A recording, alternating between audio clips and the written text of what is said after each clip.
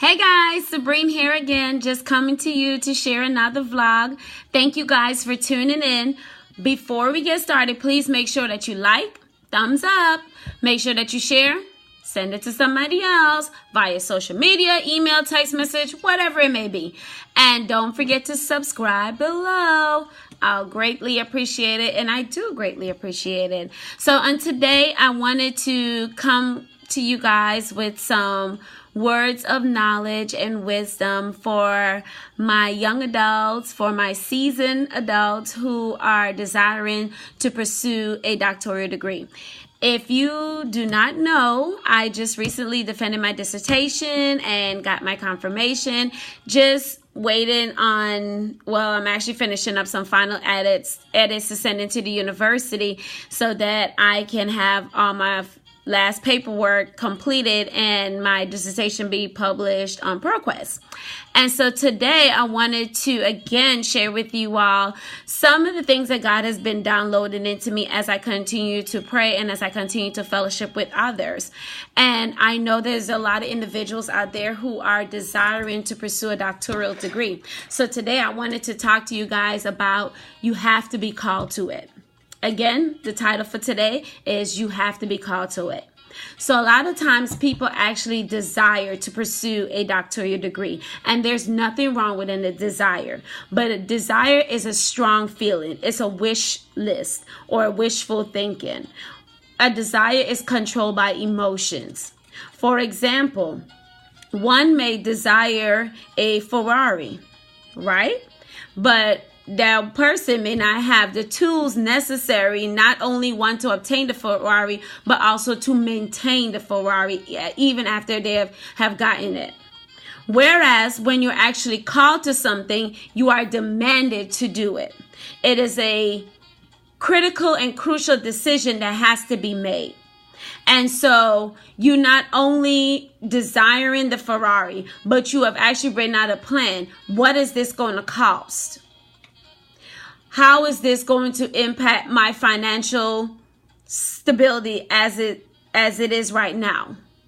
What impact will this have in the future?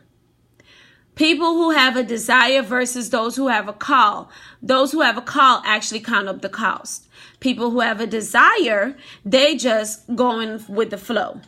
And a lot of times, most of the times, if not all the times, desires change. You may one day desire the Ferrari, and then that's not the hot thing no more. Now it's the Lamborghini, or maybe it's the Maybach. Whereas those who actually have been called know without a shadow of a doubt that that Ferrari is what they desire, and they will work their butts off until they obtain it.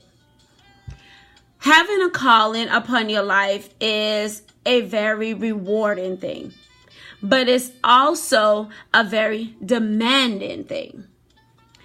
People who have desires to pursue a doctoral degree, that is great.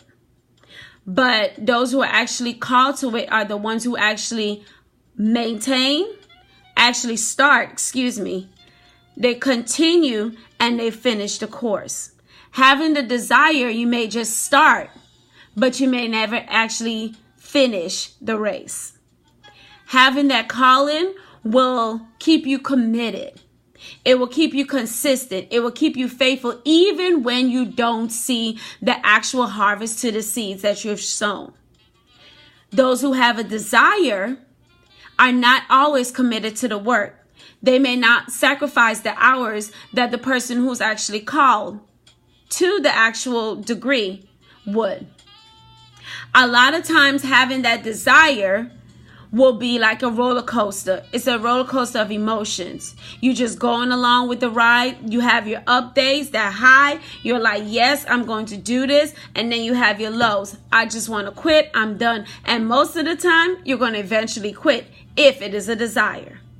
Whereas if it's a calling, you do have that emotional roller coaster at times. But the difference between your roller coaster and the roller coaster of the individual who desires the degree, whereas you're called to it, when you get to those lows, you remember your why. When you know that you're called to it, you don't only know your why, but you understand your why. My why was my students. What came with the understanding of my why was wanting to not just close the achievement gap, but remove the stigma that is placed on African American males. My why is not just for my students of the past, but it's also for my students of the present and those students who are to come. My why is for the students who will be directly impacted by the schools that the Lord has called me to build. Understanding that why. The stereotypes that have been placed on African American males, especially those who are teenagers, young men, whatever it may be, just place the stigmas that have been placed on African American males. And even within the educational system, a lot of research has been done, a lot of books have been written about, how you should teach African American males, how to educate them, how they learn. And a lot of times, unfortunately, these materials do not actually cover the individuals that surround them and how those individuals can actually assist in propelling those students into the future lawyers or future educators or whatever they may desire to be. And with that being said, I had to understand why it is that I continued on this path and this journey for the years that I was in my program. Even with the obstacles of having to change a chair, that was a low.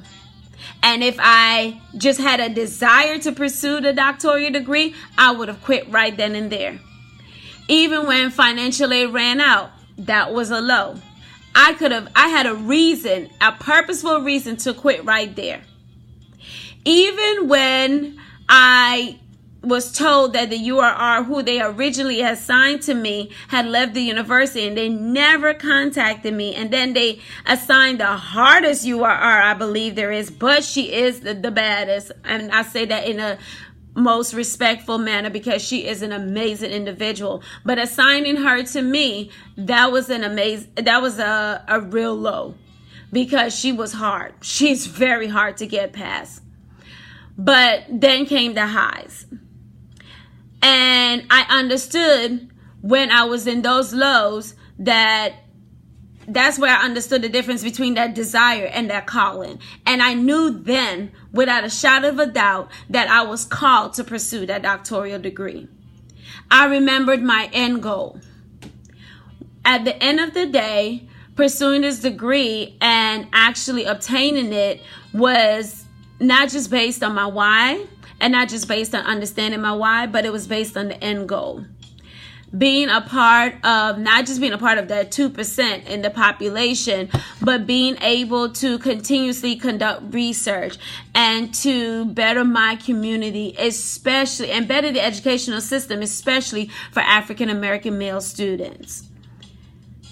You've got to know that you are called to this.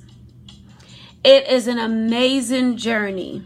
It truly, truly is, even with the low points.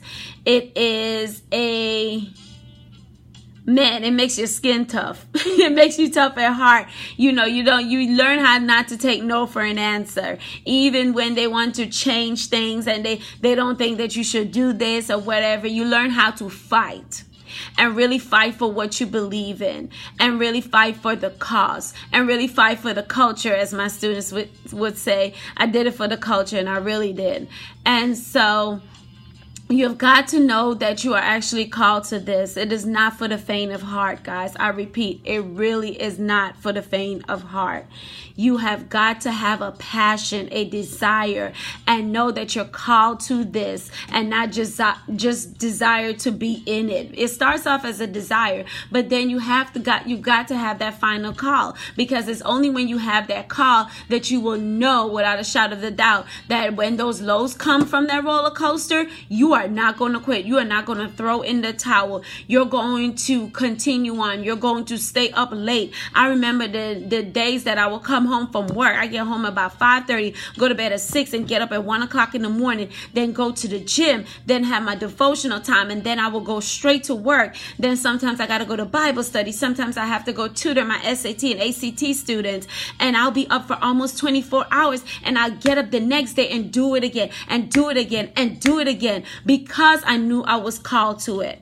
And I pray today that someone was blessed by this video, that you will know that without a shadow of a doubt, that you don't just have a desire to pursue the doctoral degree, but you are called to the doctoral degree, that you know your why, that you understand your why, and that you have an end goal in mind. I pray that this video was a blessing to you. I love you. Grace and peace be upon you, and I will see you next week.